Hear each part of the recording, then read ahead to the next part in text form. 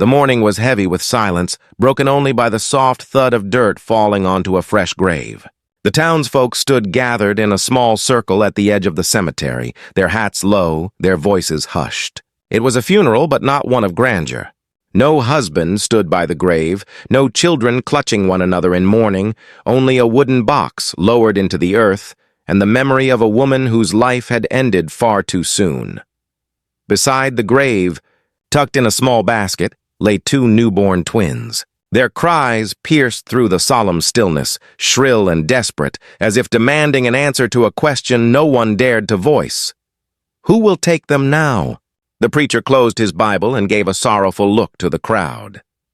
He spoke gently, though even his words seemed uncertain.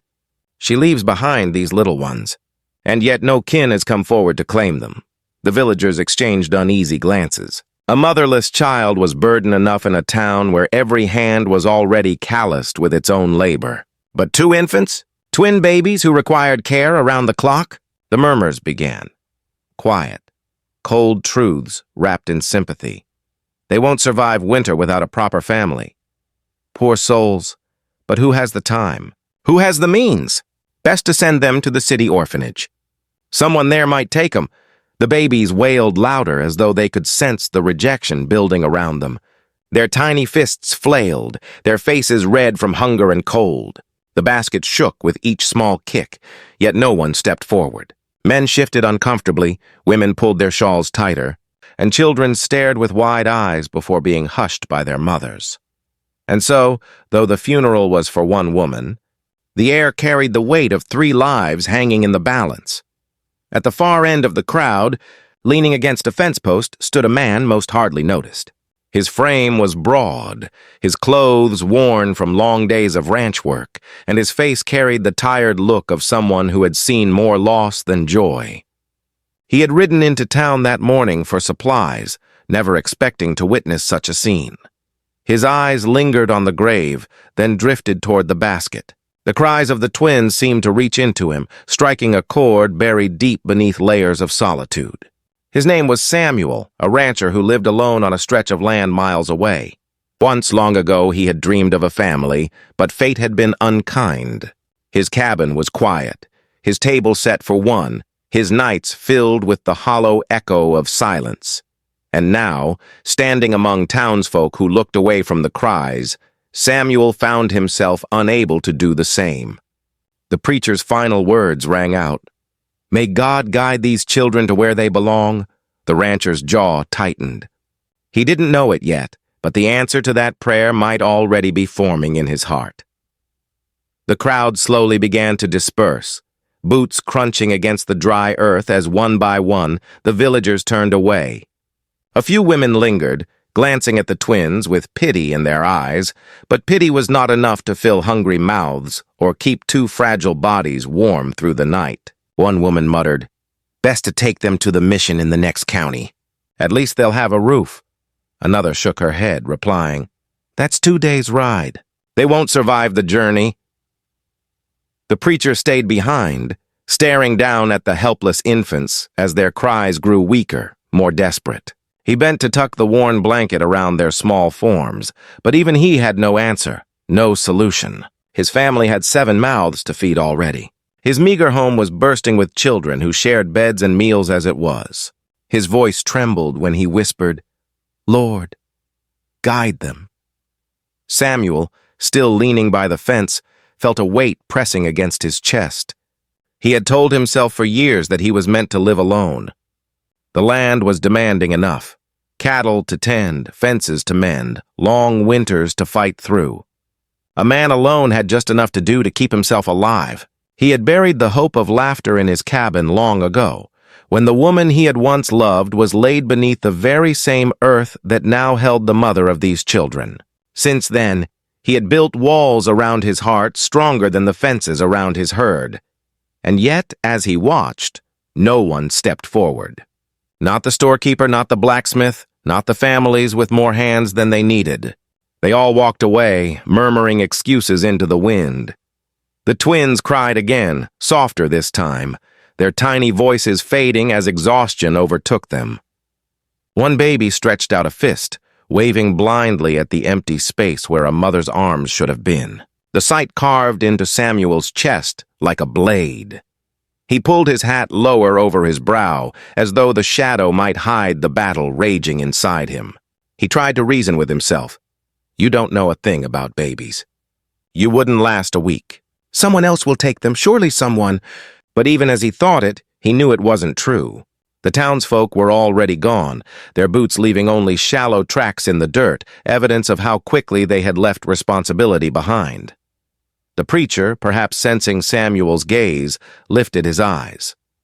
For a long moment, the two men stared at one another across the small graveyard. Then the preacher sighed. If no one steps forward, he said softly, almost to himself, these children may be sent away. And Lord help them, I don't know if they'll survive it. Samuel shifted uncomfortably. He could turn and walk away. He could mount his horse, ride back to the quiet of his ranch, pretend none of this had happened. But as he imagined the empty cabin waiting for him, the silence, the loneliness, it seemed to echo louder than ever before. And now, mixed in that silence, he heard the faint wails of two children who had no one else. His boots felt heavy as he pushed himself from the fence and crossed the few paces to the basket. He crouched, staring down at the infants. Their faces were red and scrunched from crying, yet even so he saw in them something fragile, something worth protecting. One of the twins opened his eyes, blue, startlingly clear, searching. Samuel froze. It was as if the child was looking directly into him, demanding an answer. His throat tightened. Memories of his own loss rushed forward. His wife's soft laugh, the sound of a cradle that had never been filled, the grave he had dug with his own hands. The preacher's voice broke the moment. They need someone, Samuel. The Lord doesn't put burdens before us without reason. Samuel swallowed hard.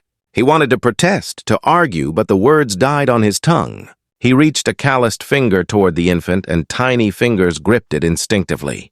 The strength in that small hand startled him. For something so new to the world, the child's grasp was fierce, unrelenting, as if saying, "Don't let go." He didn't. Around them, the cemetery had grown silent, the villagers gone, the grave filled. Only Samuel, the preacher, and the twins remained. The sky darkened with the hint of rain, and the air carried a chill. Samuel lifted his gaze to the preacher. "I ain't no father," he said hoarsely. "I don't even know how to hold one of these little things." The preacher's tired eyes softened. "No man is born knowing, Samuel. You learn by doing. And sometimes," he added, looking at the twins, "sometimes they teach you more than you teach them." Samuel glanced back down at the children. One stirred restlessly, the other whimpered. He felt the warmth of their tiny bodies through the thin blanket, and something in his heart shifted. Just enough to imagine them in his arms, in his home, filling the silence with life. But doubt gnawed at him. Could he do it? Was he enough? Or would he fail them the way life had failed him? The rain began to fall, slow droplets pattering against the earth, darkening the fresh soil of the mother's grave. Samuel stood slowly, his figure tall and broad against the dimming sky, still undecided. Yet in the hollow cries of the newborn twins, he heard a call louder than any storm, pulling him toward a choice he could no longer ignore. The storm rolled over the hills that evening, heavy clouds pressing low against the sky. Samuel rode slowly, his old mare struggling through the mud. Strapped against his chest, wrapped in his coat, were the twins, two tiny bundles of warmth in an otherwise bitter night. Their cries had softened into soft whimpers, each sound vibrating against his chest. Samuel wasn't sure if the pounding he felt was from his own heart or from the thunder that split the sky. He had never imagined himself riding home with children clutched against him. The thought of it both terrified and stirred something deep within. A flicker of purpose, faint but persistent. By the time he reached his ranch, darkness had settled over the valley. His cabin sat at the center of the land, its lantern casting a weak glow through the rain. Samuel dismounted, his muscles aching, and carried the twins inside. The warmth of the fire greeted them. Though the room felt foreign now, as if it no longer belonged to just him. He laid the babies on his bed, staring at them for a long moment.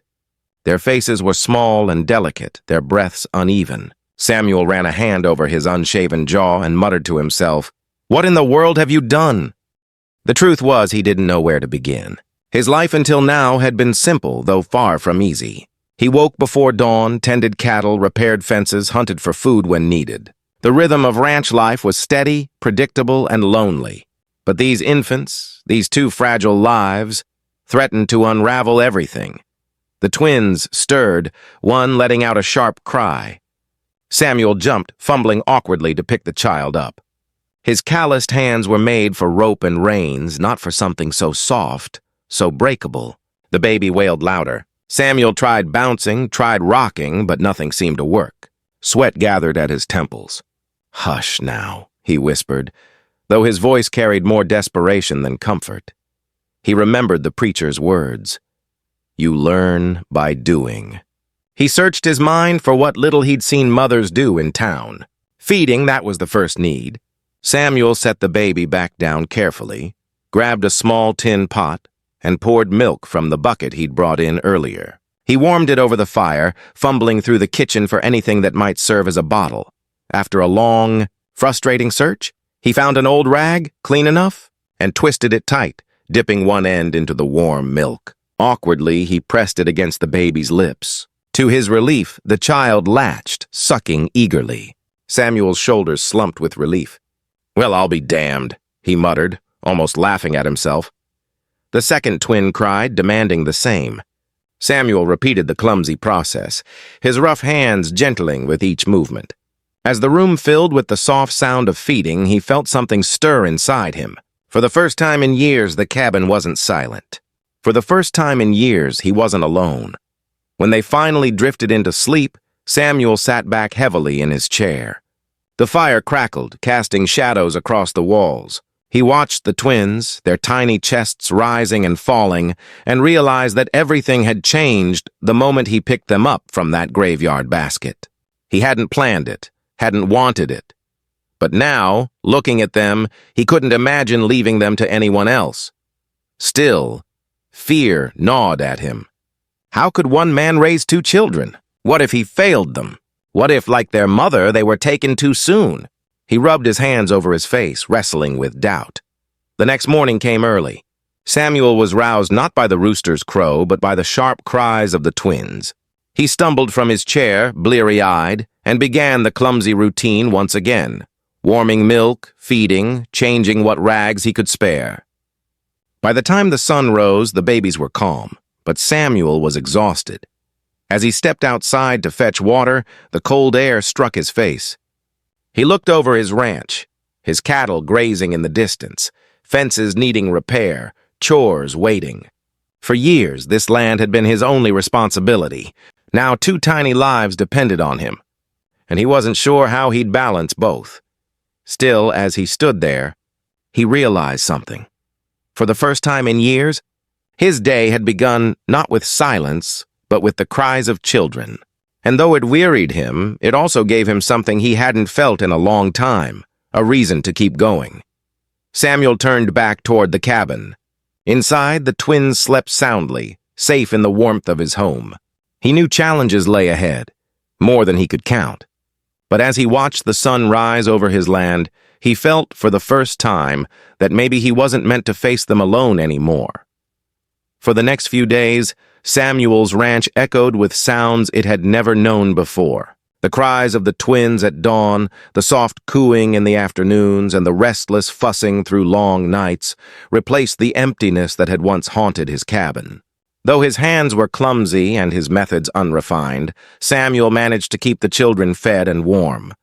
But with every passing day, a new problem arose. The milk he fed them ran low quicker than he expected. Their constant needs pulled him away from his cattle, his fences, his work.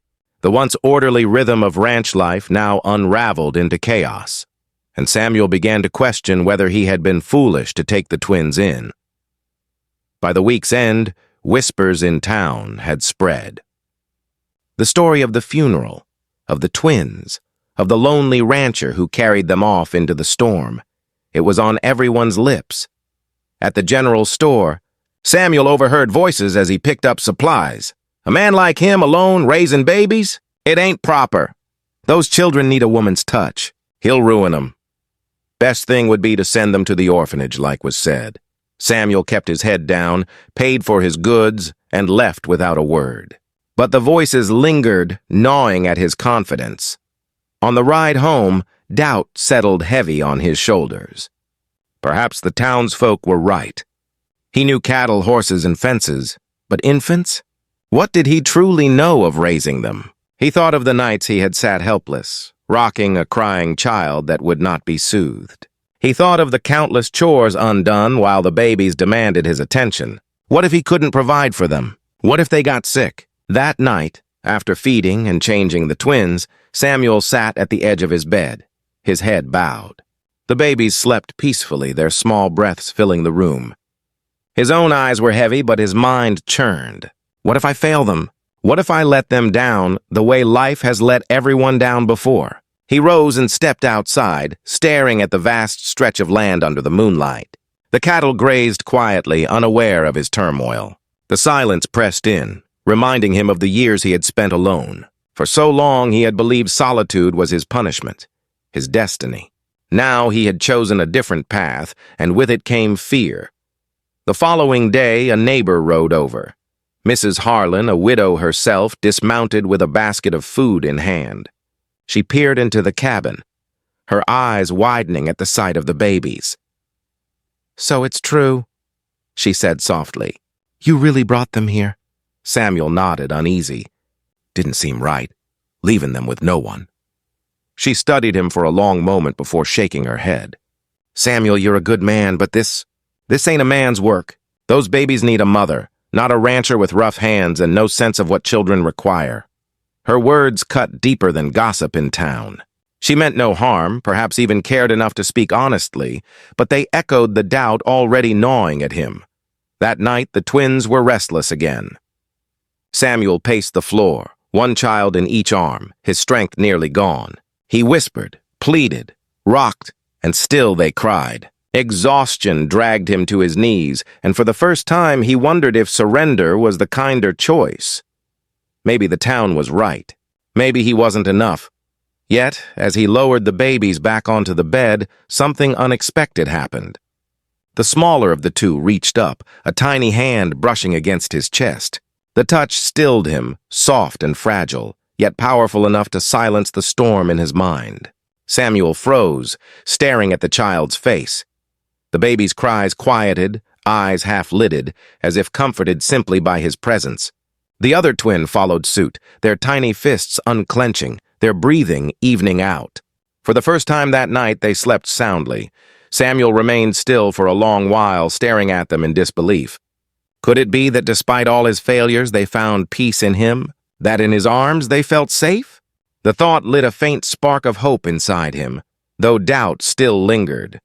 He was no mother, no nurse, no preacher, but maybe, just maybe, he was exactly what they needed. As the fire dimmed and the cabin grew quiet again, Samuel sat back in his chair, his eyes fixed on the twins. Conflict still weighed heavy in his heart, but so did the beginnings of something else. Resolve. The world could whisper, neighbors could doubt, and even he could question himself, but in that moment, he knew one truth. He was all they had, and whether or not he was ready, he would not turn away. The first true test of Samuel's resolve came on a cold night in early spring. A storm had rolled in from the mountains, rain pelting the roof and thunder shaking the ground. The cattle were restless, and Samuel had already spent hours repairing a gate that had blown open. By the time he stumbled back inside, soaked to the bone, he heard it, the sharp, panicked wails of the twins. He rushed to their bedside, lifting them with trembling hands. Their faces were red, their cries piercing, but this time something was different. They weren't simply hungry or fussy. Their tiny bodies felt warm, too warm. Samuel's heart pounded. Fever, panic clawed at his chest. He had no knowledge of medicine beyond the basics he used on cattle and horses. He tried cool cloths, rocked them gently, whispered comfort, but their cries grew weaker and more desperate. The storm raged on outside, cutting off the road to town. Alone in that dimly lit cabin, Samuel faced the truth he had feared all along. He might lose them. For hours, he fought against despair. He prayed aloud, his voice breaking, "Lord, don't take them. Not these little ones. They've had enough loss already. If anyone should suffer, let it be me. But not them. Please, not them!" Exhaustion blurred his mind, but his body refused to quit. He wrapped the babies in his own coat, holding them close to his chest to keep their warmth steady. He whispered every memory he still carried of kindness from his own childhood, clinging to hope that his voice, his presence, could anchor them through the fever. As the night dragged on, he thought back to the funeral, to the way no one had stepped forward. He remembered the voices in town, the neighbors who doubted him, even his own uncertainty. They had all said he couldn't do this, that he wasn't enough. But as he looked down at the frail children clinging to life in his arms, he realized the truth. Giving up wasn't an option. Not anymore. When dawn finally broke, the fever began to ease. Their cries softened into whimpers, their tiny breaths becoming steadier. Relief flooded Samuel's chest so powerfully that his knees buckled. He sank into the chair, tears streaming down his weathered face. He hadn't known if his prayers, his desperate care, or sheer chance had saved them. But one thing was clear. He had stayed, he had fought, and the twins had survived the night because of it. Word of the ordeal spread quickly once the storm cleared. Mrs. Harlan, the widow who had once warned him he couldn't handle the responsibility, came riding up with medicine and broth. She expected to find him broken, ready to surrender the children. Instead, she found him cradling them gently, humming softly as though he had been born to it. "You did it," she whispered, astonished. "You really did." Samuel looked up at her, weary but firm. They needed someone. "I ain't saying I know everything, but I'll learn. I have to." From that day, something shifted inside him. Where there had once been only doubt, now there was a steady flame of determination. He began to rise earlier, balancing ranch work with tending the twins.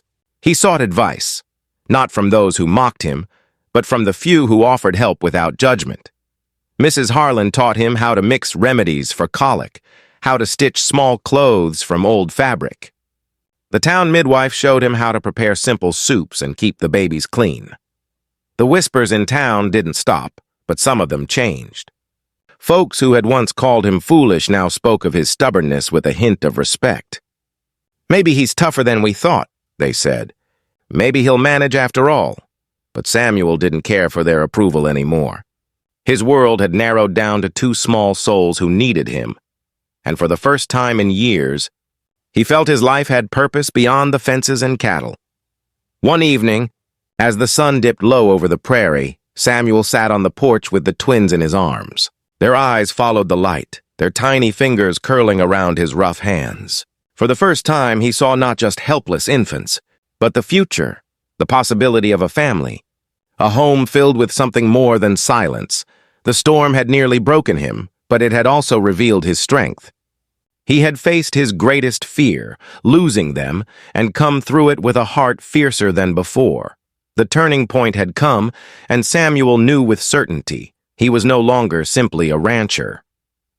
He was their protector, their guardian, their father in all but name, and he would never let them go. Spring rolled into summer, and with it came a new rhythm to Samuel's ranch. Where once silence and loneliness had reigned, there was now laughter, crying, and the soft babbling of the twins discovering their voices. Samuel's cabin, though simple and weathered, began to feel alive for the first time in years. Every morning, he rose with the sun, not just to tend his cattle, but to prepare warm milk, check the babies' blankets, and greet their wide-eyed smiles. He carried them in makeshift slings as he worked, humming low tunes while mending fences or feeding the horses. Neighbors who once mocked him now rode by and stared in quiet amazement at the sight of a grizzled rancher plowing fields with two infants strapped to his chest. The babies grew stronger under his care. Their fevers didn't return. their cheeks filled with color, and their cries softened into the kind of contented sounds that made Samuel's heart ache with something he hadn't felt in years: joy. He had lost much in his life: family, friends, even faith at times, but with every giggle, every sleepy sigh, he felt those empty spaces filling again. Still, the whispers in town continued. Though they had taken a new shape? Have you seen him? That man's raising them like his own. Never thought he had it in him. Maybe those twins saved him as much as he saved them. For the first time, Samuel didn't mind what they said. He had no need to prove himself to anyone. His proof lay in the tiny hands that clutched his shirt and the small heads that rested against his shoulder when they slept. But challenges remained. Supplies ran low more quickly with 2 growing babies. Samuel had to ride into town more often, enduring curious stares as he purchased baby clothes, softer blankets, and bottles alongside rope and feed. Some folks offered advice, some offered judgment, and a few even offered help. Mrs. Harlan, the widow who had once doubted him, became a steady visitor. She would bring baskets of food, knit small garments, and show Samuel tricks to soothe the children. What began as pity slowly turned into respect. She often told him, "They're thriving, Samuel. You're doing better than most mothers I've known." Her words lit a quiet pride in his chest. Not arrogance, but the kind of pride that comes from surviving storms and seeing new life flourish under your care. By midsummer, the twins were crawling, their laughter echoing across the porch as they chased each other clumsily. Samuel would sit nearby, leaning against the post, his hat tilted low, a rare smile tugging at his lips as he watched them. These simple moments became treasures, proof that love could grow even in the harshest soil. The community, too, began to shift. Where once no one had claimed the children, now neighbors stopped by to see them. The blacksmith's wife brought toys carved from wood. The preacher's wife visited, remarking how God must have placed those babies in Samuel's path for a reason. Even the men at the general store, who had once scoffed at him, began asking after the twins with a tone that carried more respect than ridicule.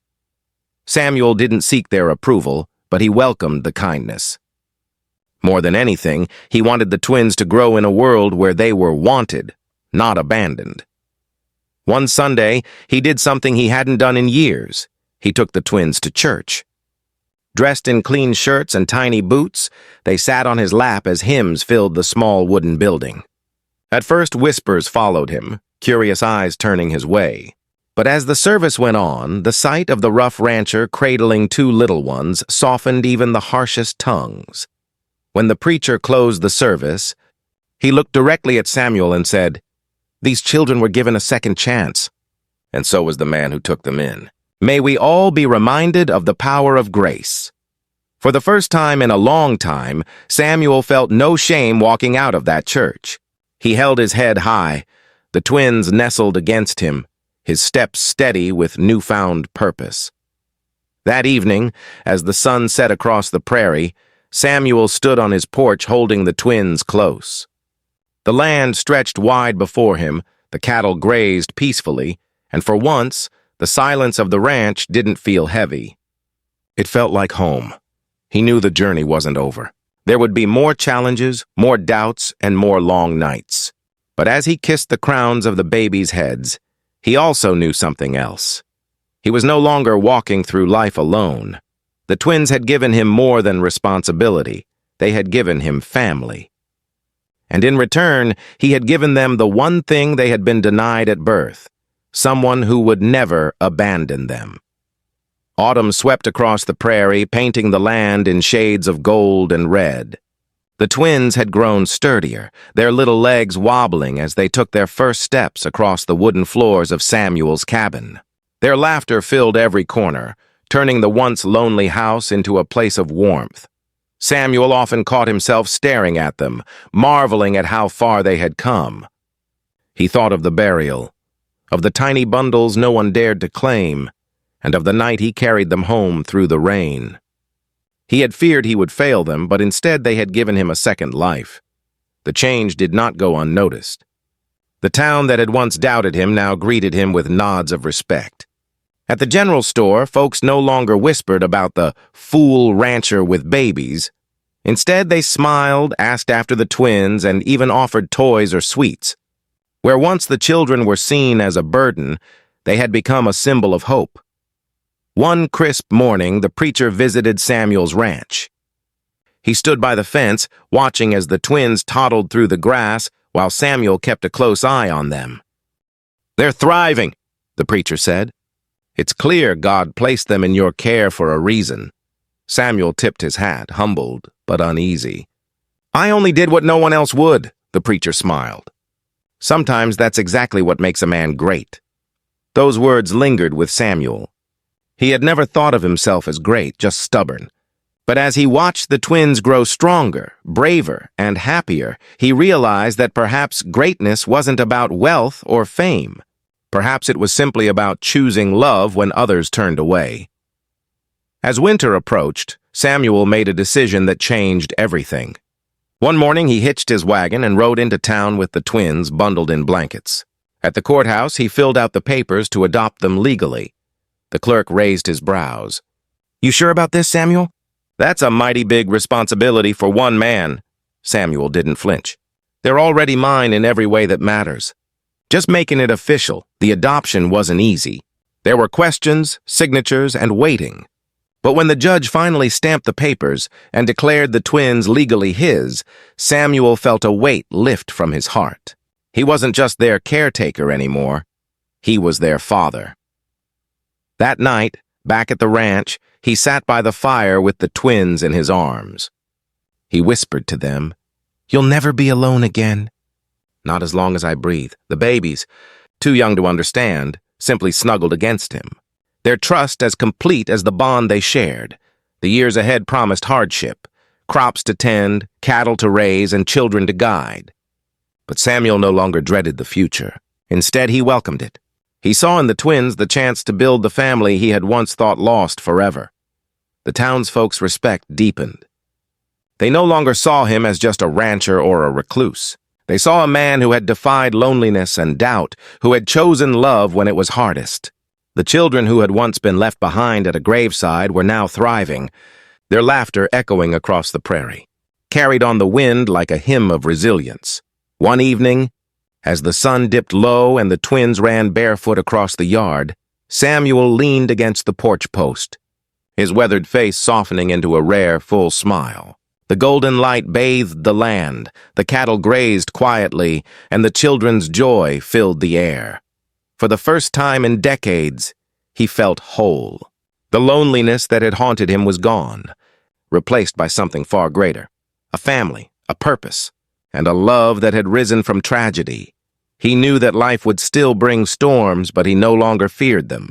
He had weathered the worst already, and in its aftermath, he had found his reason to keep going. As the twins tumbled into his arms, giggling and clinging to him with absolute trust, Samuel whispered a promise to the sky, to the mother who had left them behind, and to himself. They'll never want for love again, not while I'm here. And with that vow, the lonely rancher's story turned into something greater, not of loss, but of redemption. Where there had once been silence, there was now laughter. Where there had once been emptiness, there was now family. And where no one had once claimed two fragile lives, a man with rough hands and a tender heart had built them a home.